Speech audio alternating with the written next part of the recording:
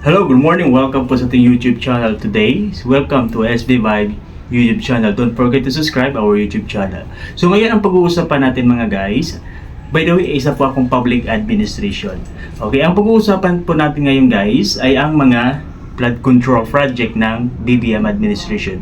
Sa Bicol, merong representative doon, si Congressman no? So Noong 2023, may allotted po na 9.4 billion sa Bicol region. 9.4 billion. Okay? We are not talking about million but billions. Yan ay national disaster. Kapag sinasabi natin national disaster, yan ay sa kalikasan. Walang makapagpigil dyan. No? Pero ano nga ba ang role ng isang project na flood control? Ito ay magsisilbing malesen yung tubig kasi nga yung tubig ay may direksyon na pupuntahan. Hindi kakalat na kahit saan-saan. No? May mga barriers. Maganda talaga kapag mayroong flood control ang isang lugar. No? Again, national disaster yan, wala makapagpipigil yan. Pero kapag mayroong flood control, mga guys, malilesen yung tubig na pakalat-kalat kahit saan. Maganda kasi kapag may flood control, di ba? Yung tubig may entry kung saan nanggaling yung tubig, bagsak ng ulan or nang galing sa bundok, babagsak doon sa meron siyang direksyon na papupuntahan, no? Hindi siya papunta doon sa mga kabahayan, papunta doon sa mga kalsada whatsoever. Kapag naapaw ang ilog, that's normal kung malakas ang ulan. Pero kapag may flood control yan, yung direksyon ng ilog maganda, papunta doon sa exit way. Ang tanong, ito na. Ang hirap kasi, no? Billions of pesos ang budget allotted sa flood control. Pero ang tanong ng mga Bicolano, where is it? Nasaan yung flood control para sa Bicol region? Alam ko malaki ang Bicol region eh. Pero Bicol talaga is the very prone sa lahat ng mga aspeto dito sa Pilipinas.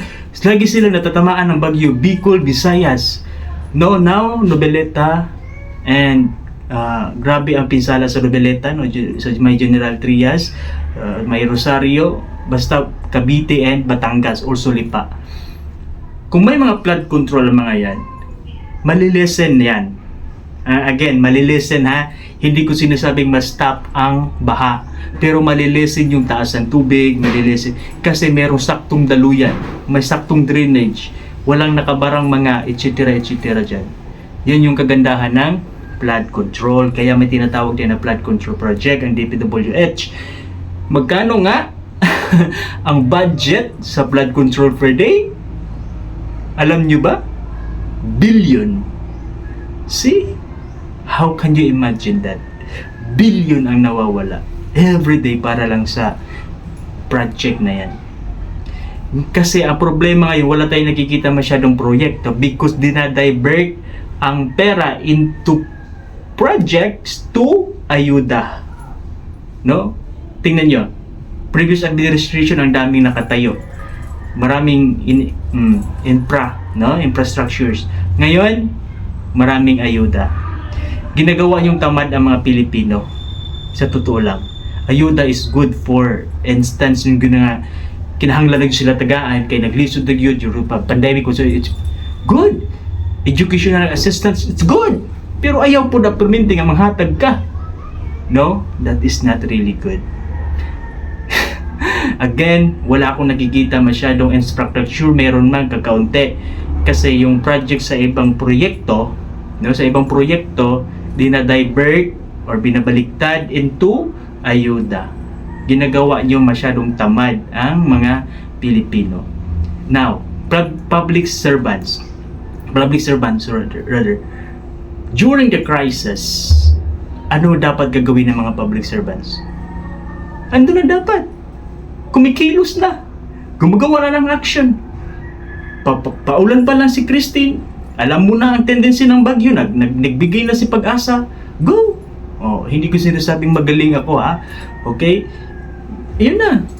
Pero believe ako, salute ako sa mga ibang mga politiko na totoong public servants na andun on the ground. No? Congratulations sa inyo. Pero ang pag-usapan di ba natin ay ang flood control. Yun na nga. Nasaan ang flood control project sa Bicol region noong 2023 na 9.4 billion. That is an inquiry ha. Okay? So, kung may nakita tayo, it's good. Kung wala tayong magagawa. Okay? So, sino ang party list yun na taga Bicol? So, I will not name it. Okay? Alam nyo na yun kung sino siya. No, sila yung humahawak ng, as what BP Sara said, sila yun. Okay? So, bahala na kayo dyan. No? So, hopefully, maingat ang mga Pilipino sa susunod na pagpili ng mga totoong public servants na tutulong sa mga Pilipino at sa bayan na uunlad. No? Thank you so much. Don't forget to subscribe my YouTube channel and God bless.